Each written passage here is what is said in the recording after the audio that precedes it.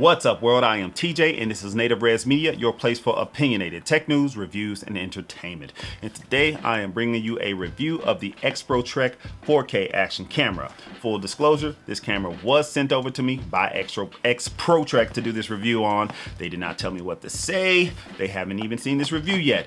Of course, I will be going over what comes in the box. I'll be going over the tech specs. I'll be going over some of the ergonomics, look, feel, things like that with this camera. And I'll put up some video footage of what I've taken with this camera. And I will also give you my conclusion. Do I think it's a good buy or not?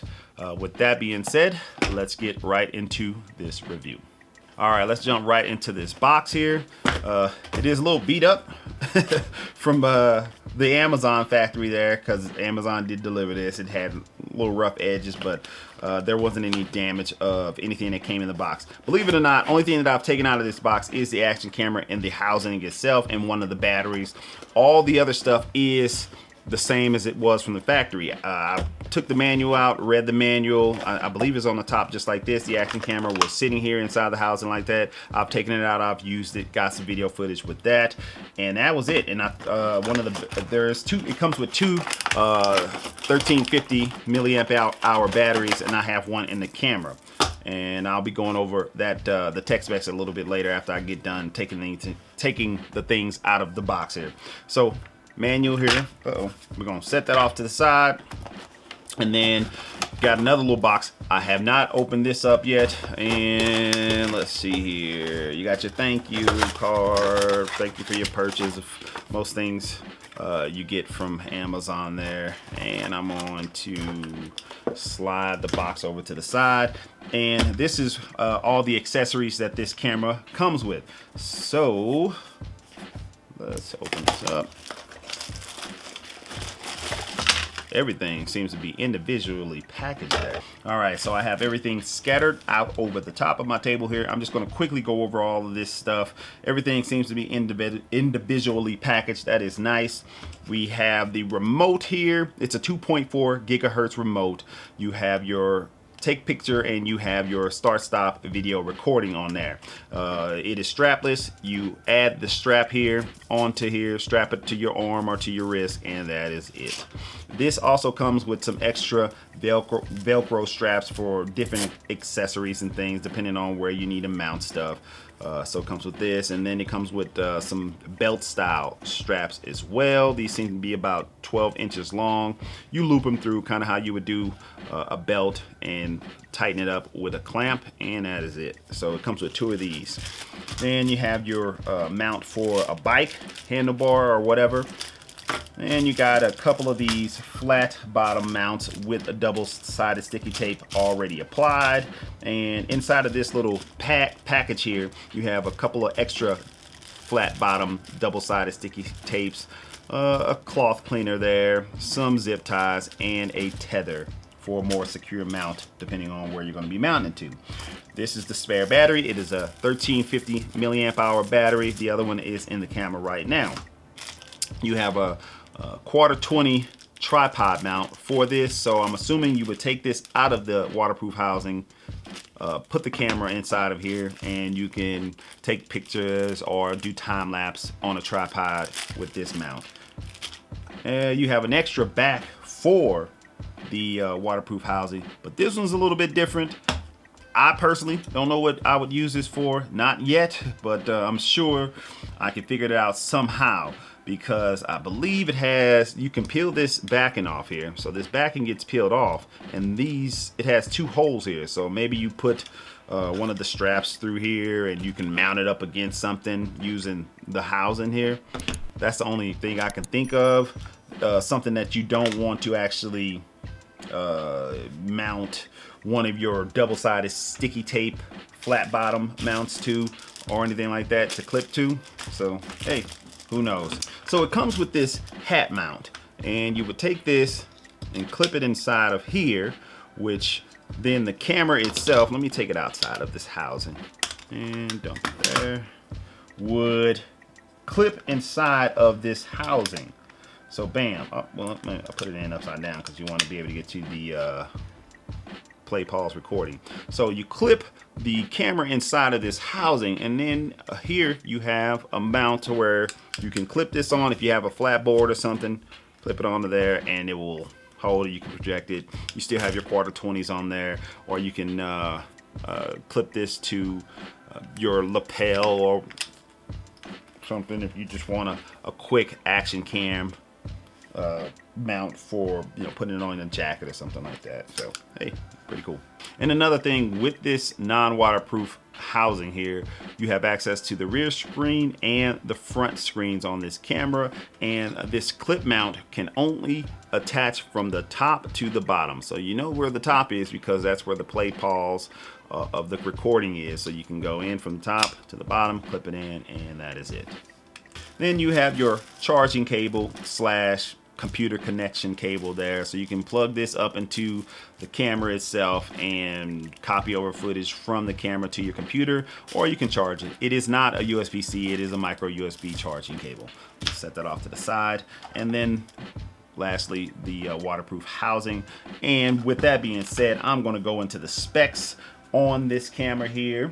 This camera records up to 4K 60 frames per second without electronic image stabilization. It captures 4K 30 with electronic image stabilization on. It captures 2.7K at 60 frames per second. It captures 1080p at 120 frames per second, and it captures 720p up to 240 frames per second. So for that ultra smooth, buttery, slow motion, but at 720p. But you know, most people 120 frames per second at 1080 should be fine. It captures photos at 20 megapixels, 16 megapixels, 12 megapixels, and 8 megapixels. It has a 170-degree wide-angle fisheye lens with lens distortion correction if needed. That's something you can toggle on and off in the camera settings. It has a built-in speaker with dual mics and noise reduction. It comes with electronic image stabilization, of course. Video format is MP4 and the photos are JPEG. It is waterproof up to 40 meters with the housing. Without the housing, it is not waterproof. Don't get in water. I'm sure you can probably splash little fluids on here and it'll be fine, but you drop this in water, probably call it dunzo. It does have Wi-Fi support. It does have app support. You can download the app to your Android or Apple device and connect to the camera, view some of the images, change the settings from the camera, or from the phone that are in the camera using your phone. It supports SD cards up to 128 gigabytes, and as I've stated before, it has 2 rechargeable batteries included, 1350 milliamp hours. This camera has a USB 2.0 port on the side here and a micro HDMI out here that supports 4K video output to some sort of a monitor or your television. I'm going to go over a little bit of the ergonomics of this camera, go over some of the button placement, things like that. So on the top you have the power button and OK, basically the choose selection button. On the side you have a M, that's probably for the menu, of course. So when you're pulling up the menu, and if you press and hold this, it'll switch from the back screen to the front screen. Then you have a down arrow, that's where you can go through and make selections. And also if you press and hold that, it'll switch to the Wi-Fi mode to where you can use your phone to control the camera. On the left side here, you have your micro SD card reader, your micro HDMI, and you have your micro USB connection. Of course, if you notice, there is no cover or any kind of plugs for this, so yeah, do not get it wet. Moving on to the bottom, you have your quarter 20 adapter there, and then you have the place where you would put that 1350 milliamp hour battery. And on the front, you have your lens and you have your front screen. And of course, on the back, you got your back screen. That is pretty much it. All right, now I'm going to get into the operations real quick. I'm not going to go through everything that comes in this camera. There is a lot for what you get. This camera does seem to be fairly feature packed. So I'm going to press and hold this top button here, and as you see, it comes on. There's a little LED that'll light up there, and bam, so you can see what I'm looking at. So let's just put the manual here. So Then, if you look at the bottom, it tells you what I'm recording on, 2.7K, 30 frames per second. It has a little gear at the bottom. That's where you would click on to get into the settings. If I look at the top, it tells me, okay, if I started recording now with the 64 gigabyte XD card that I have in here that is clear, I would get about 4 hours of recording time with this. So not bad at all at 2.7 K, 30 frames per second. Also, to the side of that, you kind of got like a little hand that tells you EIS is on in this mode, and then it is reading that it does have a SD card in there, and the mic is on. And then I have my battery meter up at the top left there that tells me I have 3 bars, so I have a full battery. So looking at the bottom menu here, you have your video setting, you have your slowly image capture. So if I click on that, it'll record 1080p 4 times as slow. So that's kind of like a quick slow motion 1080p there. Then you have your loop recording. If I click on that, it'll go into loop recording. You can set the resolution and the time that you want it to record for. So if I click on the gear when it's on loop recording, it'll pull up the recording resolution, video length. It's at 3 minutes now. If I click on that, I can scroll. Well, let's see. I'm not gonna be able to scroll here. So it goes 2 minutes, 3 minutes, or a 5-minute loop recording. Pretty cool. I can go back and you can turn EIS on for the loop recording, whatnot, and you can scroll down there to adjust your exposure and metering and sharpness and things like that. So we're gonna go back. Click on it again. You have your time lapse. So same thing. You click on the time lapse. It's going to bring up the time lapse setting there, and you can then go into the actual gear, and that's where you're going to change your recording resolution, your recording interval. So 1 second, 0.5 second, 2 second, 5 second, 10 second, 30 second time lapse intervals. And then once you set what you would want, so say I select 2 seconds on the time lapse there. If I look at the top there, it'll tell me, okay, well, it will record up to 3 hours and 32 minutes of time lapse footage at 2 second intervals. So basically a whole bunch of pictures there. And pretty cool. And so then I'm going to click on that again, and then we're going to go to photo. So you have your photo, and of course once it switches to photo, it's on 20 megapixel. I can go in here same way, change my pixel inset to 16, 13, or 8, and you can change your white balance, exposure settings, metering, sharpness, ISO. Only thing you can't do on here is log. You can, you can't have any. It doesn't have F-log capture or anything like that, but you can change the ISO, things like that. So not too bad. And there's also no 24 frames per second. So if you plan on doing any kind of feature film and using this, that might be a no-go for you, unless you capture it at 60 and then cut it down or something, or 30 and plan on having some extra stutters in there, because you're probably going to be missing the frame if you use a 24p timeline. Anyways, go back into there. You have your auto, which it will automatically just take a picture every 3 seconds or 4 seconds, whatever you set it to. Well, it's got 3, 10, 15 seconds, things like that. So it'll automatically just take a picture whenever you set it to take that picture. Well, not whenever you set it to take. It's a time interval. All right, so then we're going to come over to burst. And what burst is when you have it on burst, you can put it on 20 megapixels, and then you hit the gear, you can go to photo frequency. So I can set it to 3 pictures per second, or I can set it to 5 or 10. And so in that amount of time, if I hit record, it'll burst and take all those pictures in 1 second. So you can hear it. There you go. So it just took the 5 pictures a second that I had it set on, and that is it. And then last one on here is timer. So timer is just a countdown timer. So I put it on 20 megapixels there, and then I can count down 10 all the way up to 20 seconds. So I put it on 20 seconds. No, let me put it on 5. So put it on 5 seconds. You can set all your exposure, white balance, of course, for that as well. Hit, take the picture, and it just counts down. You can hear it, and it takes a picture. So cool if you are by yourself and you're out in the wilderness and you want to do something stupid.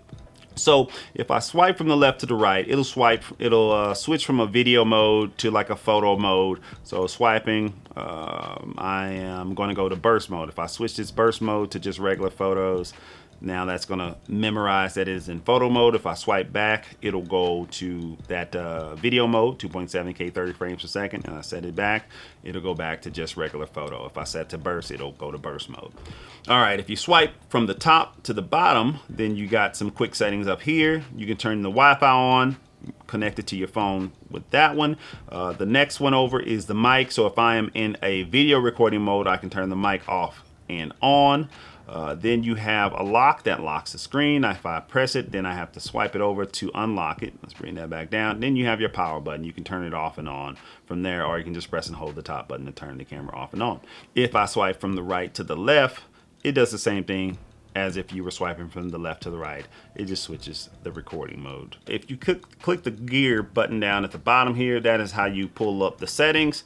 If you're in video mode, you'll see the resolution at the top. If you're in photo mode, it'll just have the megapixels. That's where you can switch through. One thing to note, if you're recording anything over, I believe it's 1080p 60, there is no EIS. 2.7K only records 30. Then when you get to 4K, you can go 30 or 60. But at 60 frames per second 4K, there is no EIS. 720p above 60, there is no EIS. So once you get to 120 frames per second, there is no electronic image stabilization.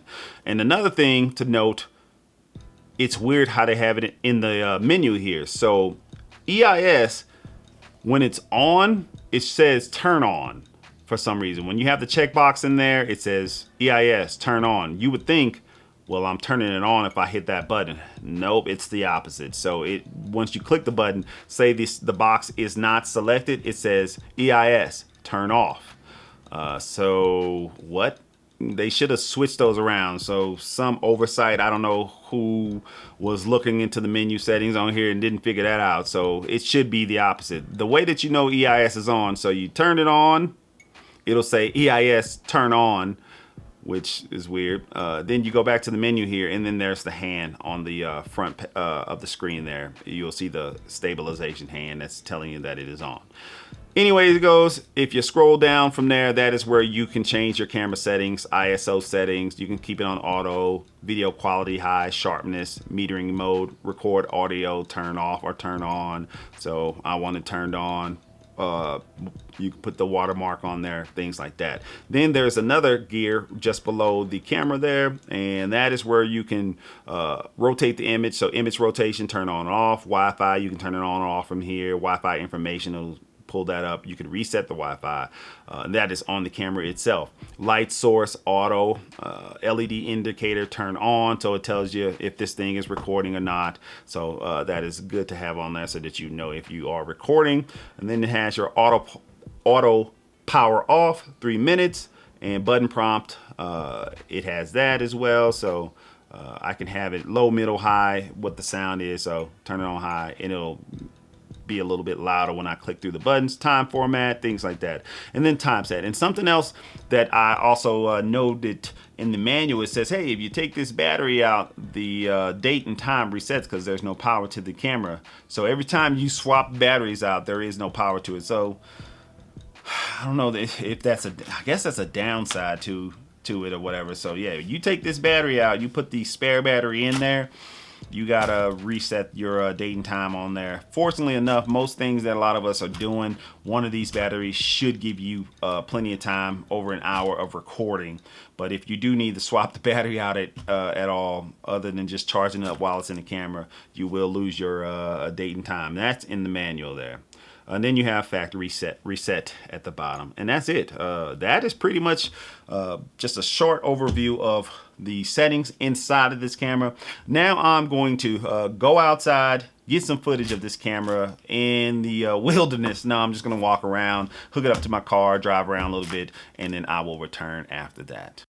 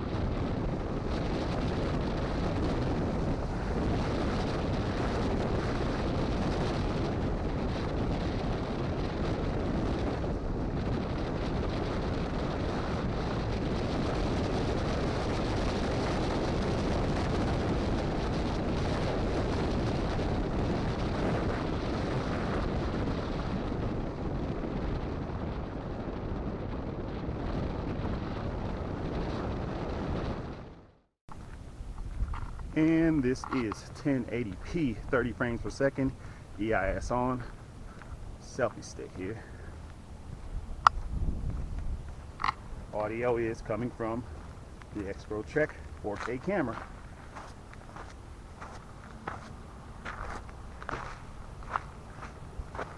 Do a little jog here.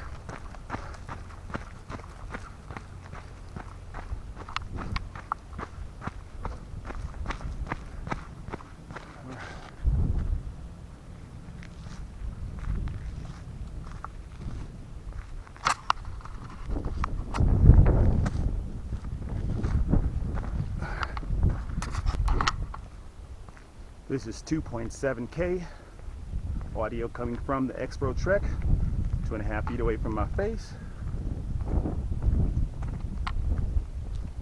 EIS is on.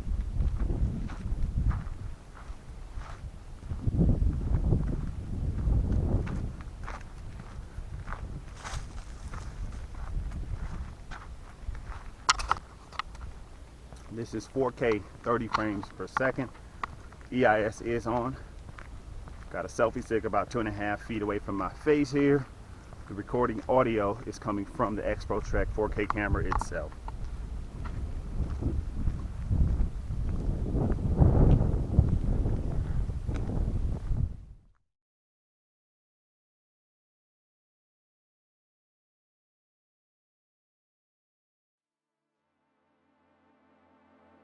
I am back. What do you guys think of the footage? Good, bad? I don't know. My overall conclusion of this camera is I think it's a good buy for the money. Not great. It's definitely not like my DJI action camera, the first generation, and it's not like a GoPro Hero or anything like that. But of course, those things cost 2 times, and up as of today, maybe 3 times as much as this camera does. So don't think you're gonna get any quality like that. I do believe, you know, the 4K imagery that comes from this is probably like upscale 1080p. I don't know. That's just me.